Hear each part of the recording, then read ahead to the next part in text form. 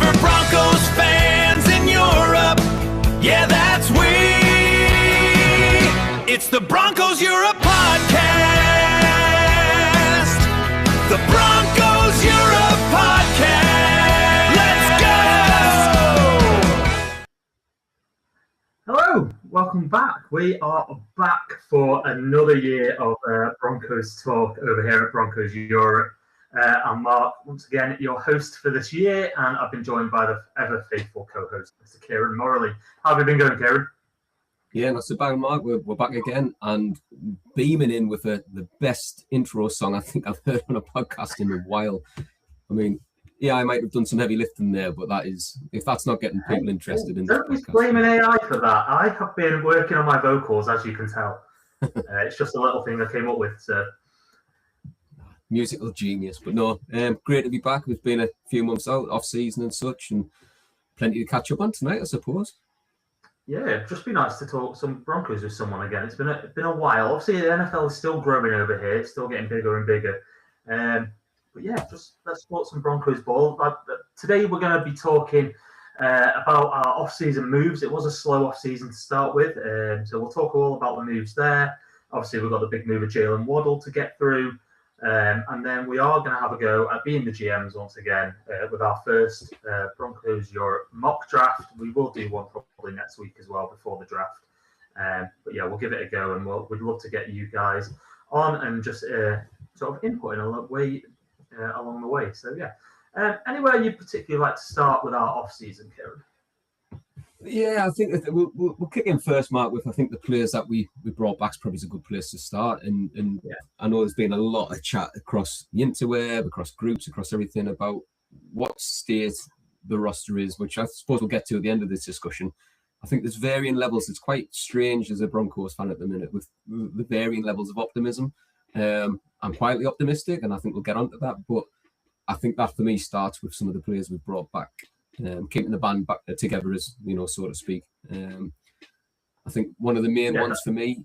Oh, sorry, no, go in. I was saying, yeah, that seemed to be the sort of main sort of story of the off-season, keeping the band together. It's what George Payton and Sean Payton went into the off-season knowing they wanted to do. They knew they wanted to keep get most of the guys back. They also handed out some big contracts during the season, extensions there to. Yeah. Along like Zach Allen got a huge contract extension there, Nick Benito. So there probably wasn't enough there to make a big splash in the early stages of free agency, but there were the little moves that kept on sneaking out, which obviously at the time a lot of Broncos country weren't sort of enamored with. But I think there are a few key ones for me. I'm not sure what a lot of people thought, but bringing Adam Troutman back for me was actually a very good move. I'm going to start at the tight end position because it's one we need to talk about. But Adam Troutman is, and arguably was, our best tight end last year. Yeah, I mean, we know what he brings, Mark. He's one of those who can contribute. He can block. Did you chip in with a few TDs last year? There wasn't many in the tight end room as a group, was it? It was like 3. It was very sparse. And that was maybe elsewhere in the room and such. But you know what you're going to get, and it's one of those key players. Bringing him back, like you say, on a decent length deal as well, just gives you some security in that room. I think is the key thing for me. Whether or not, as you say, we maybe still need to address this room coming up, that's up for discussion. I'm sure we'll get onto that, but that was for me, yeah, a very big one and a good one to get done. Yeah, I mean, he's our sort of all-round tight end, isn't he? He's not the best in the receiving game. He's not the best in the blocking game, but he's the all-round tight end that we've got, and he probably deserved his deal. And he was apparently due to attract interest of other teams. So he's a Sean Payton guy, and he wanted him back. So I'm not too fussed there. Running back, what did you think of the moves here? Now, obviously, we expected a big splash in the running back room. There were talks about Breece Hall before he got tagged. There's talks about Devon Achane. Yeah. J.K. Dobbins obviously ended the season on IR. So we needed to make a move. And obviously the move that we made was J.K. Dobbins coming back on probably a bigger deal than anyone else thought, just shy of $10 million for the year. Give me your instant reaction from that one. It's a difficult one because we've seen, and we'll come to this one again, but the Dre Greenlaw situation, injuries, taking the player who's got injury history, that one's just it's not panned out for other reasons as well. But the J.K. Dobbins one, that injury, you're thinking, oh, has that ended his chances of getting brought back for on another deal? But the fact he missed so many games come the end of the season, I think that speaks volumes for me, Mark. So I'm comfortable with that. I think there's a partnership there with RJ Harvey that's starting to blossom a little bit. Again, one of those positions, do we need to future-proof it? Do we need to bring in somebody who's maybe a little bit more NFL ready in the draft? Who knows, just to get a bit more depth there, potentially. But I don't hate that there. I think it's a room that is still on my list for strengthening, but I'm quite happy, week 1 to 10 of the season, how that was going somewhat. I think we're starting to establish a run game here and there and such. So, yes, there are big deals, but what you give up to get it. In the running back room, as we know over the years, looking at some of the big players, it doesn't take much for an injury to take a star out your hands, out the roster, and then you've given up the farm to get it. It leaves you in a difficult position. So I think, again, it's a clever and it's a safe move for me. I think we know what we're going to get. They must be quietly confident with that injury and the recovery to bring it back, like you say, on the money that they have put forward. But again, I like it. I'm sat here quite comfortable with that room, to be fair. Yeah, I think I'm with you. J.K. Dobbins was one of the best running backs before he got injured. He was in a top 3, I think, for rushing yards. He's always got that injury history that's going to stay with him for the rest of his career. But he's only 26, so he's not old. Yeah. He's got a lot of tire left in his tread on his tire. So I'm looking forward to seeing what he can do. Hopefully he'll have a full season. RJ Harvey can continue to develop. He did struggle when he came down to being the number 1 running back. But I'd like to continue to use him, getting the ball into his hands in the passing game. He was scoring touchdowns for fun. So let's see what he can do.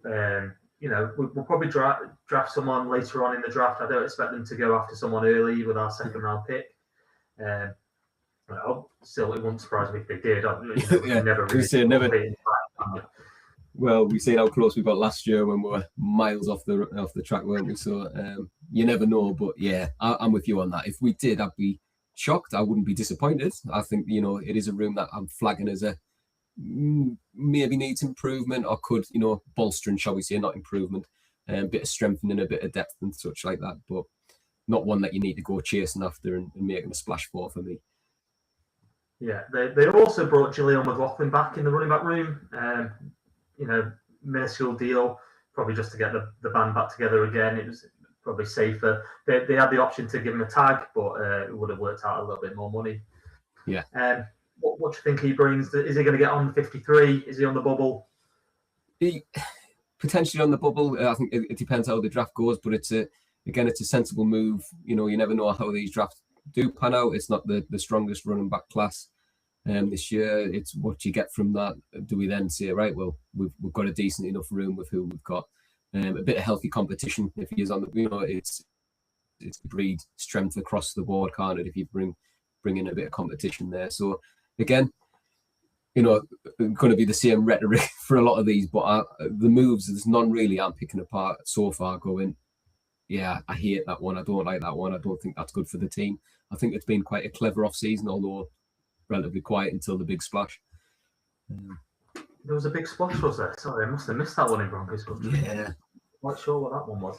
Well, we'll talk about one of the guys who departed us in Jonathan Franklin Myers, obviously a huge impact player last year. Yeah. I feel like he will be missed on that defensive line. We have got weaker there. He was part of that very successful defensive line of Benito, Cooper, DJ Jones, Zach Allen, and himself that were just putting pressure on the quarterbacks, for fun, really. If you managed to shut down one of them, another one would come at you.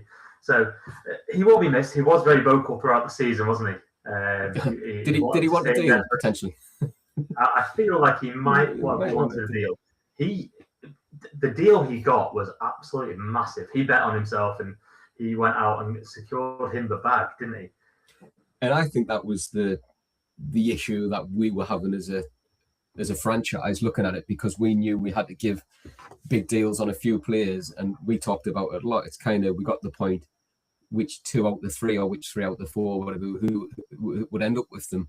And unfortunately, JFM was the one, I think, even when we were talking about it, where we figured, looking at the roster, looking at the age, looking at the contract situations, that is probably the one that would drop off, but through no fault of the performances. And I think that's where what caused us not to be able to do it. You know, if you'd had a mediocre season and sat there and was, you know, contributing when needed, it's a different conversation, because you're offering you know, you might be able to squeeze them in on a deal that we've got, you know, cap space available and such. But played so well will be a massive impact elsewhere. And as you know, as you've said, we've got a hole to fill now. I think there's a good 3 there, and there's a good depth behind it. But again, there was a lot of rotation last year, and I think you know, DJ Jones, there was players coming in and out, and you know, I think that will continue. I think that's the way we set up, and I think we will potentially, for me, look a little bit earlier. Probably in, you know, maybe it's one of those round 4 picks at the latest, picking up a defensive tackle. That's my gut. It wouldn't surprise me though if we went there in the second round. There hopefully will be some good options on the board. Yeah. Obviously, we'll tuck ourselves into that in a little bit with our mock draft. But we have got Savion Jones coming through. He was a sort of a bit part player. He did get a few chances. I was quite impressed with what he was there. And the Broncos obviously think highly of him to keep him around. And obviously he was a rookie last year, but he won't fill the gap left by JFM, but he will surely play a part. And obviously you've got Ayomu Wazirike, who played well last year. And sort of needs to earn a contract this year, doesn't he? He's shown flashes himself, but will he ever be that top tier player? Who knows? He's definitely got the talent, but I'm hopeful for someone like him to pop through. So obviously JFM left. I'm trying to think of some other players that did leave before we go on to the big squad. Well, I think the other one that left, which leaves a bit of a hole in the safety position, is PJ Locke, isn't it? That's one that left. And again, we're looking at that. If you look at the depth in the roster, I'm just, you know, got it up on here just to see how it sits at the moment and such. And I think one of my fastly growing favourite players for the Broncos, and Talanoa Fanga, is just phenomenal. But that depth crossing that secondary, it's still, you know, it's still yet to be seen what we've got, what we need, I think. But I wouldn't be shocked, and I know you've put a reel out and people need to go and check that out if they haven't seen it, about one of the picks we potentially could be looking at around the 62, with a big safety player there, which again will not give any spoilers in case people have much real, or we'll get onto this in the draft. But I think again it's one of those position groups because of that where we just look thin but not strapped of talent. So I think is it the big splash? Is it the round 2 pick as you maybe alluded to, or is that a later round pick where again you're bringing somebody in who maybe has got a bit of time and scope to develop behind, you know, some veterans there. But I think again that's a position that I wouldn't be shocked if we had a player too next week. Yeah, definitely. I think it is thin. It's got the up front talent, hasn't it? Newfango and Jones. Obviously, Jones was injured last year for a large portion of the season, but PJ Locke stepped in fabulously, and I was sad to see him go. He has earned his chance to go and be a starter somewhere, so good luck to PJ there. The inside linebacker room, obviously a big hole over there. No one quite knew where the moves were going to be, and obviously there was big talk about Singleton leaving. There was talks about Stranad leaving. There was talks about Greenlaw leaving. There was also talks about them all being a starter here for the Broncos. So no one quite knew who was going to stay, but the Broncos front office were steadfast really in saying Singleton was coming back. He's a key part in the team. He's a huge locker room guy. He's got the green dot on game days. So it was no surprise when he got a really good offer and contract with the Broncos for him to stay. I think the one that did surprise me, we'll come back to Alex Singleton in a second, but Justin Stranad, I thought he was the one who was going to leave. Not that I wanted him to leave, because I think he's a very, very good player. But I just thought he was the odd one out with Greenlaw in there as well. I think if you looked at it on paper, I think you're right. You know, Singleton probably had one of the the best year, you know, in recent years. He bounced back from that illness. Bloody hell, man. I mean, how would you do that in a, you know, in sort of season? But the Greenlaw one, I think that was, if you looked on paper and go, you keep Drew Greenlaw in there, and yeah, does that mean that Sternad, it's too big a deal? We need to be bringing you through behind that on more team-friendly deals and contracts and such, and building for the future. But what we saw in practice at times, it was one of them. I think when he's gone, I was shocked by the move, but not surprised at the same time, Mark. I think, you know what I mean? As you were saying, the conversation was, are they going, or none of them are going, or, you know, and there was no real clarity. There was no real chatter building up that he was the one that was on the chopping block, and for no real reason. But out of the three, I'm quite happy with how that has panned out, because I think the injury concerns still linger.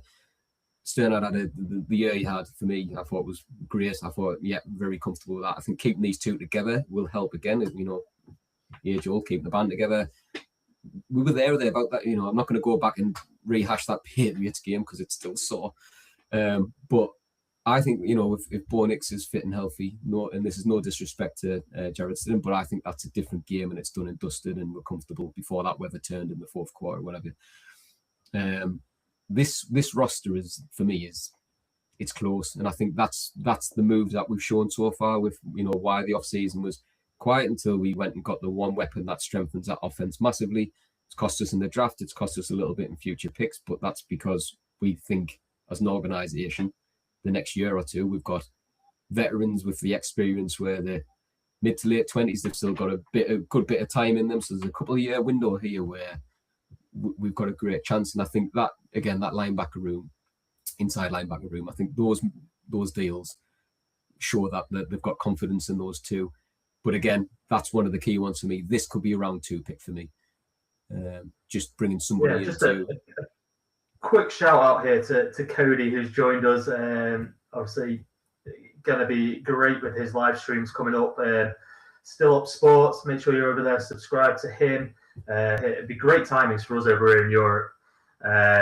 He's going to be streaming live from Nevada, so great times for us. Post 1 o'clock in the morning for him, but that means perfect timing for us. So yeah, great to see you tuning in, Cody. Thank you very much. But this inside linebacker room, obviously, they came out, I think it was at the Combine, wasn't it? Or the owners' meeting or something like that. Sean Payton said that Jonah Ellis is going to get snaps at inside linebacker as well. Obviously, he has shown great promise in the outside linebacker room, rushing the passer. But his brothers, is it, that do play inside linebacker in the NFL as well? So it is in his family. I'm excited to see this one, really. Where does that push the depth, though, in that room? Yeah, it strengthens him, Mark. 100%. But it's seeing that transition, isn't it? Where, you know, he's still young, John Ellis, but he's not had the adjustment to that in the NFL. The bit more, does it take a bit longer?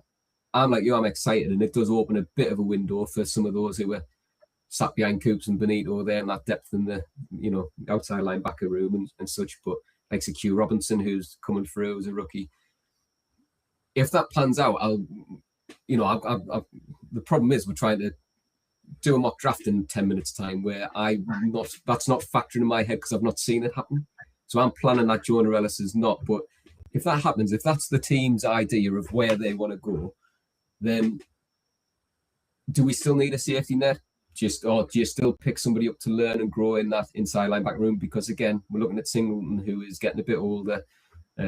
You're still going to need some depth, but do you attack it more next year, or do you pick something up later rounds this year? And cluster, isn't it? There's some really top tier talent that could fall to us.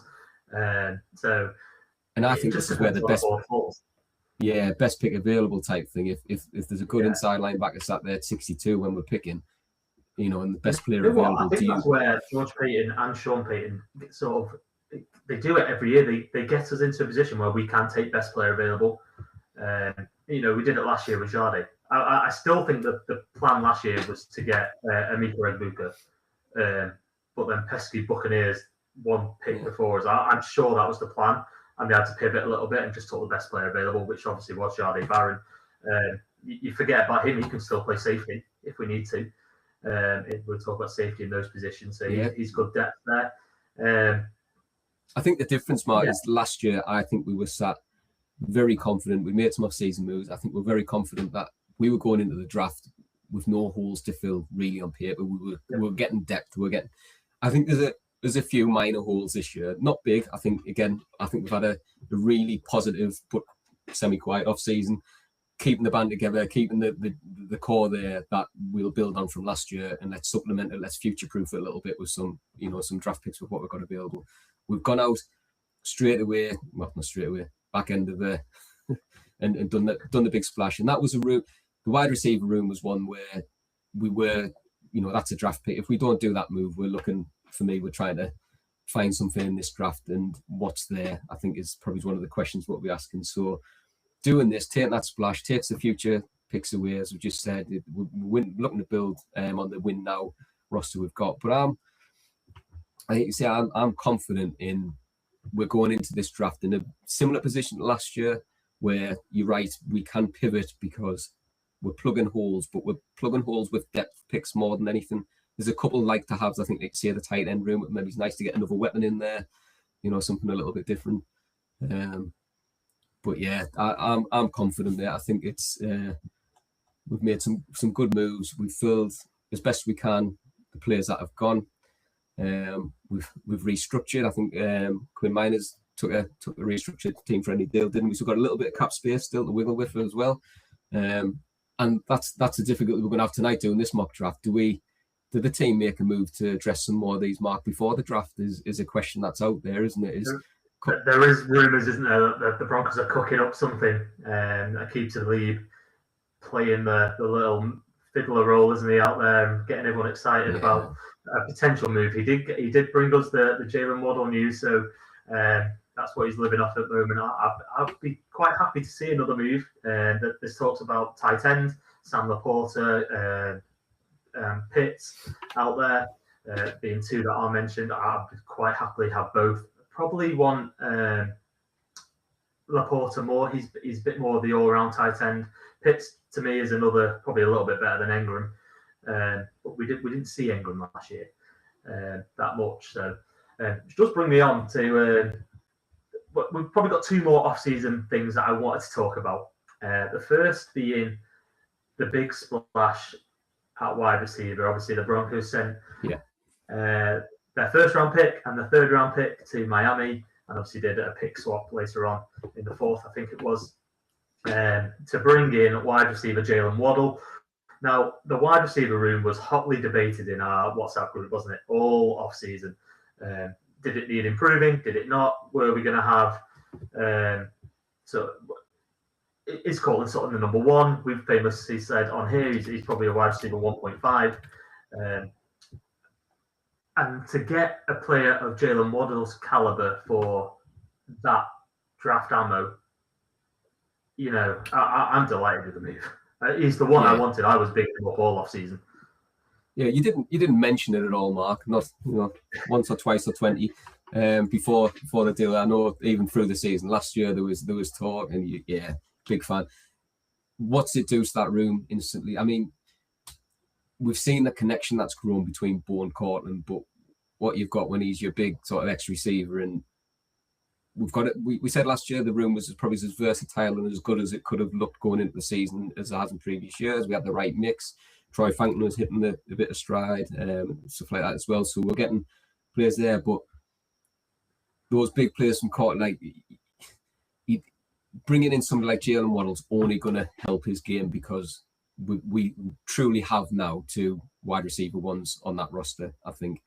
And then the players in and around, the change of pace, the slot receiver, we've got a good mix now. I think that room has just sort of gone from a very good wide receiver room last year, by the way, but it's elevated so much now. And like you say, for what we've given up, you think, first round pick, but in this draft class, what we need, and I think that's it's such a good deal. And I don't think there's been any discussion anywhere that I've seen where people are questioning the amount that's given up, the capital that's given up to do so. And I think that speaks volumes of how good a deal is. And again, I think that's the one where it just takes that little bit pressure. Cody's put in the chat there, it's the one hole on the D-line, GFM, which we've talked about, and I think, yes, that is one that I think we'll address in the draft, but I think the wide receiver room was one of the big ones, Mark, where going into without that move is where we would need to invest a little bit of capital, and I think we're laughing now. I think that just elevates that offense so much. So I'm excited for what it looks like, I think, and looking who's there, who's the unfortunate one potentially that misses out and such. When we get to that part. But yeah, what a Tony's right here. He's just put in the chat. Love the trade for. I think he meant Jalen there, but he loved it. I think for Cortland Sutton. Cortland Sutton is going to be a massive benefit out of this. Just said that it's going to free him up so much, isn't it? He's going to see two. He's going to go from going against number one cornerbacks to number twos and number threes really. And what I love about it is it's going to free up Franklin. It's going to free up Pat Bryant. It's going to free up Marvin Mims. It's going to free up the tight ends more. Yeah. It's just, I love Jalen Waddle. His, I said it so many times last year. I will be getting a Waddle jersey. I will be waddling around my living room at 2 a.m. Quite happily. So he just gets open so easily. He's absolutely full of speed. He can get open down the field. He can go across the middle. We've not had a wide receiver that can go across the middle consistently and get open for years. So it's just Davis Webb. Tell you what, and we'll move on to him in a second. But he must be licking his lips with this offense he's been given. Yeah, it's got one of the best O lines. He's got a wide receiver room to die for. He's got arguably one of the best tight ends in the league if he decides to show up. He's got to be delighted here. You're right, and you say move on to that. I think Sean ruined that decision now. Is he pulling it back? I want play calling now. Got Jalen in, but yeah, I think that's a positive move, and I think we said it. There's times over the last couple of years, some of the play calling still has been, questionable at times. Is it the right play calling for this offense? And with Bo as he was, and there was always that history about Sean's offense being quite complicated and such, and then we stripped it back and it was simplified and such, but. I think, bringing Davis Webb in, that connection he'll have with Bo anyway, and knowing what his strengths are as his, being his coach and such. I'm excited to see what that looks like, Mark, in terms of, how he brings a bit of a younger, fresher outlook on that offense, but, that connection with Bo and what he's going to do with him to play to his strengths to get the most out of him. And like you say, with the weapon he's just brought in, sit alongside it, and likely, we'll be potentially looking at more in the draft or in a deal prior to the draft to strengthen that offense further. I mean, God, yeah, it's exciting times, isn't it? It's good. Awesome. I think, and that's the beauty of having a quarterback that you can trust and want to build around. And Bo Nix has certainly showed the last 2 years that he is that guy for us. And if only his ankle hadn't decided to give up the go in that game, he knew straight away, didn't he? Yeah. I'm so sad to see. Yeah, kind of dwell on it, Mark. We cannot dwell on it. You are right. As a Sunderland fan, you know all well not to dwell on things. So, you did get a good win though the other day against the your old rivals. Yeah, you say some call for this slander. They're doing well. They're sat mid-table obscurity, which is better than anybody hoped for. But it's very, very true. But it's nice for this. Let's move on. For this, let's move on. Let's move on to Davis Webb. I've enough of Sunderland chat already. I probably gave it 10 more seconds than it needed. But yeah, Davis Webb going to call plays this year. That was probably part of the deal to keep him around. He was getting hedge coaching to be used left, right, and centre. And then the news came out that he'd withdrawn from the Raiders head coaching position, which obviously pleased us massively. And that's sort of when we knew he was going to be calling plays. And Sean Payton managed to announce that. Do you think this is going to be an improvement and a bonus for the Broncos offense, or is it just going to stay the same? That's the bit for me. I'm excited by it. Like I say, I think his connection with Bo, I think he knows Bo's strengths, everything like that. I think it's a great asset if used correctly. And the worry is that when you read it is, and I'm not saying that I don't want Sean Payton involved at all. He's a brilliant head coach. He's a great offensive play caller, but he's right to be at this point, I think, giving it a fresh look, letting somebody else have a look. It's just how much of it is going to be Davis Webb with Sean's intervention, or is it the other way around? And I'm hoping it's the former. I hope it's Davis Webb's offense and Sean dials in at times when he needs to. And if that's the case, I see it as a positive, and I think we'll notice, some difference in there.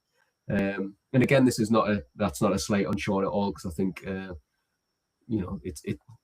the game's changed a lot, and it was it's been difficult, but we got to where we were last year because he was calling the plays. So, but I'm excited to see how this offense looks under somebody who's got that closer connection and understanding of Bo, and how we can utilize his assets, because he's just getting so far stronger and stronger, isn't he, as a quarterback? So ride the coattails, so to speak, and strike whilst the iron's hot. We'll chuck all the metaphors, whatever you want, but why don't we try and push that further with somebody who knows him a little bit closer? For me, I think it's hopefully a great one. I think hopefully it'll just ignite us even further and sort of give it a bit of rejuvenation, really. Sean Payton, one of the old school guys in football,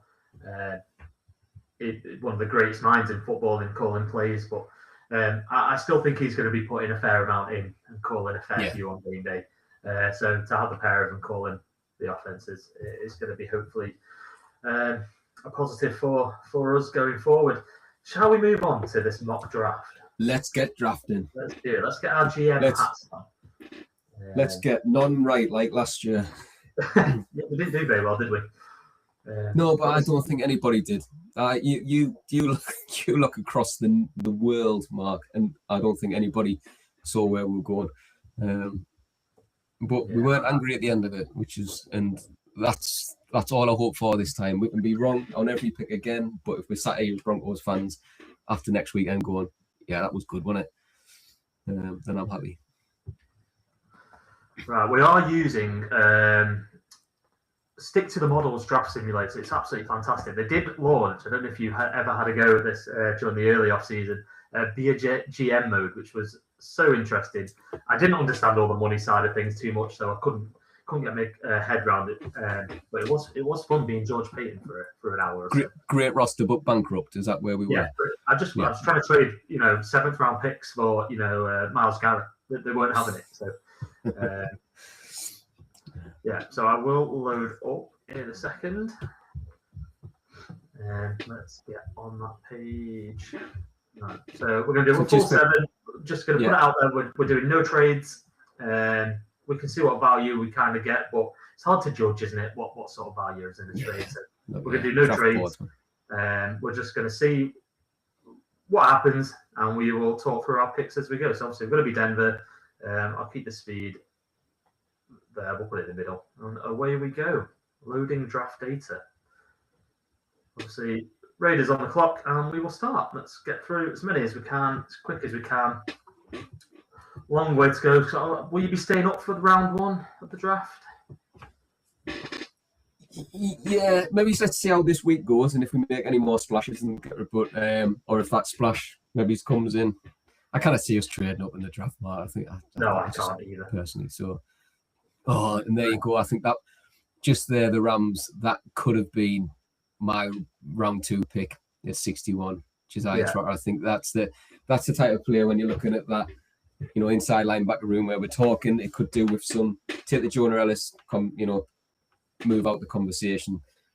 That's a player for me that comes in and sits behind those two, can contribute immediately, but has time to grow. And so it's a bit of a shame. But then there you go. 58 as well. But one of the guys I've sort of honed in on on the reels that I've been putting out, AJ Halsey, going just a few picks before the Broncos got on the board. That if they really wanted, they could trade up for any of these if they felt like they were the guys.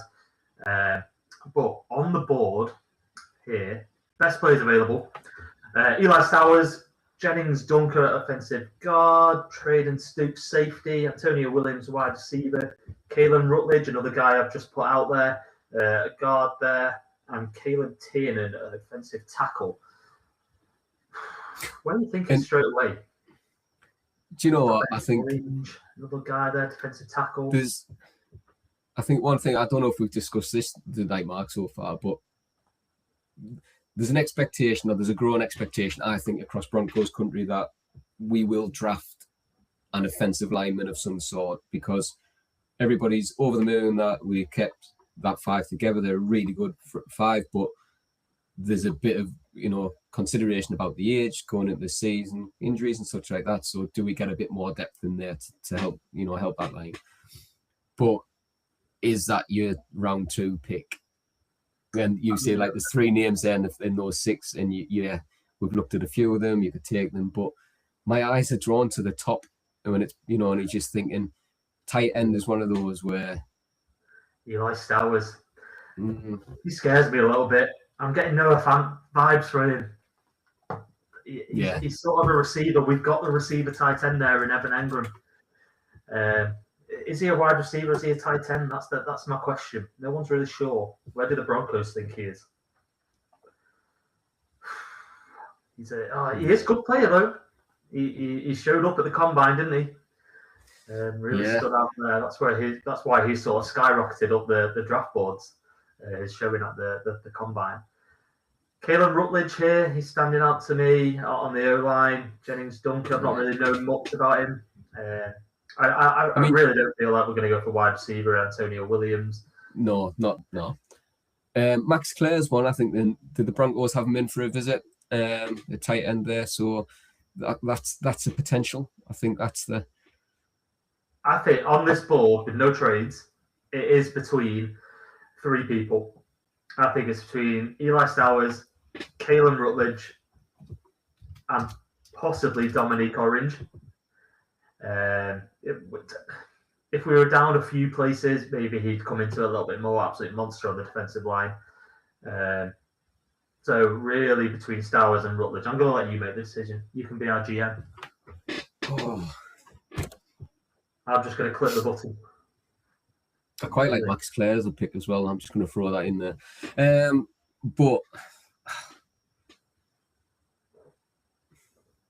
the question is, do you want it tight end, who can go out and catch the ball and run, or do you want to solidify your line, which is what the Broncos have been known to do, build through the trenches? Where do you want to go? I know which one's more exciting, Mark. But it's Caleb Rutledge, isn't it? That's obvious. Big man touchdown. Hey, Frank Crum can do it. So can this guy. Yeah, put him in. We're in for the Caleb Rutledge. Okay. 62, he's in. Eli Stowers on the next pick.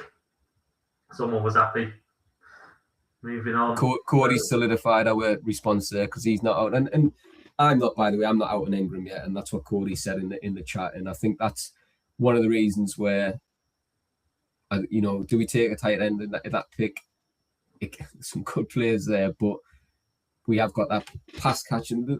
He's brought in as our joker a year ago. Nobody likes that term anymore. But I think Davis Webb coming in as well. I think that it could reignite him. He's just said it, Cody. I tell you what, you're on the same wavelength as us, Cody. Davis calling plays. My hope meter for Evan has gone up a little bit. You're spot on. And you're right. And again, with Waddle coming in, Mark, it's just the more options, the more weapons we've got on that side of the ball, the more space there is available for somebody to I also think that there's tight ends later in the draft I really like. Yeah. Let's just click the tight end section here. So you've got Oscar Delp. I really like him. Obviously, I like Sam Roush. Did a feature on him today over on our TikTok. Justin Jolie's one as well, yeah. Jolie, Eli Raudan. I like all of them. So we've got 2 picks here in the next sort of 4. Could go there. Obviously, right. Best players on the board: Delp, Trey Zoom, the centre. I really don't think we're going to go centre. It's not with Wattenberg sort of lined up for the next couple of years with his new contract. Running back could be interesting here. We've got Emmett Johnson still on the board, Catron Allen, Nick Singleton, probably a little bit early for him. The Emmett Johnson one, I think, is a couple of mocks I've run, and do you know when there's just a player who just seems to end up in every mock draft you do? And It was Emmett Johnson for me. It just seemed, and I don't know why, it was just one, and I quite like that pick. But is that the way the Broncos would go? we need some depth there. I think there's a competition. But yeah, And I'm not keen on many running backs. Later on, there's been a lot of talk about Adam Randall. He's just too tall for me. 6'3". I don't think he should be 6'3" as a running back. There's a lot of you to tackle there to hit. Eli Heidenreich, I've heard a fair bit about him. Nick Singleton and Caitron Allen, Penn State duo. But I like Eric Johnson at this position. I think it's good value. Yeah, Caitron Allen as well, though, Mark, you've said there. That's another one that I've had. But, yeah, Emmett Johnson's just one that's just been... Do you switch over to defense here? You've got what D-line? Have you got Caleb Proctor on the board? Very good player there on the D-line. Dante Corleone. I like him. I love his name as well. Yeah. The Mafia. But we've got to think here. We've got two picks in like a handful, haven't we? So, what's more likely to be on the board?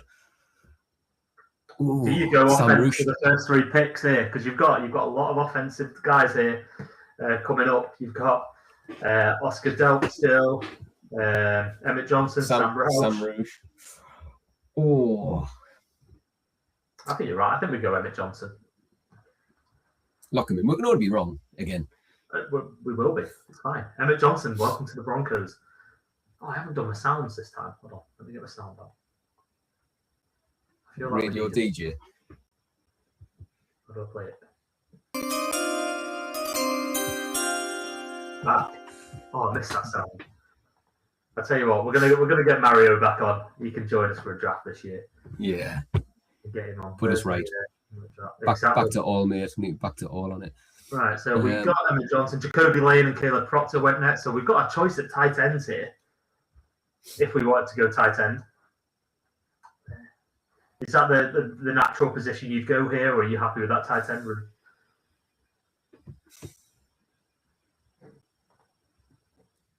He's thinking. Yeah, I like the Sam Roush pick. I think, but have I sold you on him today? I feel like I've sold you.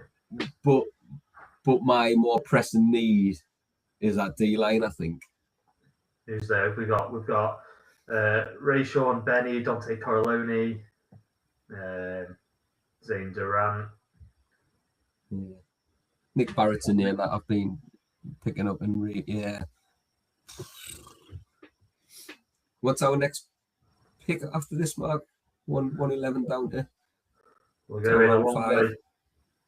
Oh, gone past there, haven't you? Have I? Where are we? I think back in. Did I see it? No, I feel like we've got a long way.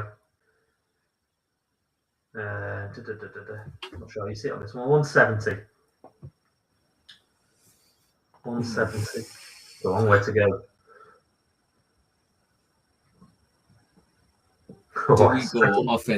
Do we go offense? 3 picks in a row. Hey, the defense is good though, isn't it? Yeah, it's just that D line. I just want a bit of depth in that D line. But it's interesting. Let's go Sam Roush. Oh, it's good. He's my guy. Love that. Bring him in.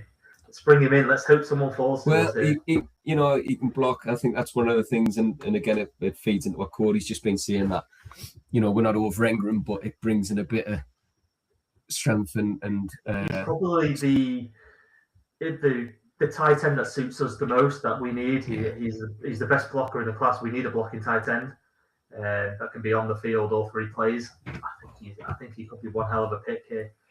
I'd be delighted to get him, obviously. Right, let's go D-line and linebacker. Yeah, 2 names jumped out there, and it's the top 2 for me, Mark. Nick Barrett and Albert Reid, just are 2 players that, been doing a bit of...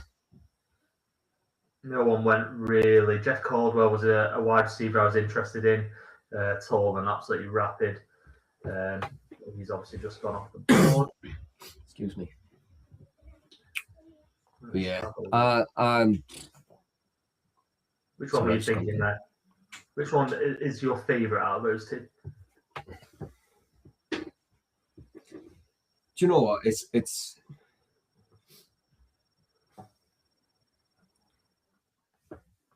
I don't know, and that's not because I feel strongly towards either. I think that's because, as with all these you read so much, you do as much research as you can, but I haven't seen as much of either of them as would like. To me, it's a bit of a, if I was sat here, obviously I would do a bit more research and do due diligence if I was sat in that room, and I'd know a bit more inside out. But they're two, when I'm reading up there, making mocks and drafting and researching and stuff, they're two names that I liked when I was reading up on them. Flip a coin for his mark, to be honest. At this point, for the purpose of this draft and a mock, I think it's just more important that we're picking a defensive tackle in this round and not letting it go to 7. Nick Barrett, yeah. South run defender. That's what we like. We like good run defense, don't we? Get him in. Show it up. Nick Barrett, welcome to the Broncos. I would play my music again, but I'd have to switch screens. We've got a big weight here as well. It's our next one. I've got it. You'll get there before I do. We're coming. 246. I'd have made some trades in here as well. I love a trade. Yeah. So we've still got on the board. Where do we need players here? Safety. We said we'd love a bit of safety. Yeah, we did. Linebacker, inside linebacker. Not many there on the board. I love that name, Scooby Williams. Well, get Justin Jefferson in. Bring him in. Wade Woodaz. There's some great names down lower in this draft, isn't there? See, this is where I don't know enough about a lot of these deep players deep in the draft. I'd love to know more. Here you go. He fits well into the competition at D-line. Lots of hungry guys at D-line on the team. Will battle a rookie for sure. Exactly. Yeah. It's going to be a great camp battle there, Cody. Definitely is. Where do we go? So we're looking at Mark safety inside linebacker, and we haven't taken anybody in your line yet, have we?